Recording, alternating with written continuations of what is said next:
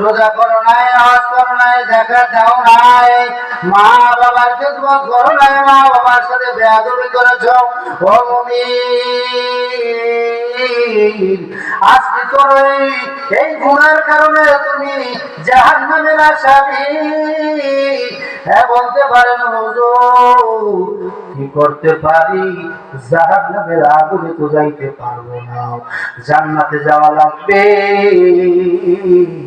আল্লাহ বলেন আমি তওবাকারীকে ভালোবাসি, এই মুহূর্তে তওবা কর, আমি আল্লাহ তোরে আল্লাহর ওলি বানাইয়া তোর ওই কবরে শোয়াইয়া রাখবো। কবরের মধ্যে শোয়াবো, তুই টের পাবি না, জান্নাতের বিছানা বিছায়া দিব আমি আল্লাহ, আমি আল্লাহ পাক। তোরে আজ জান্নাতের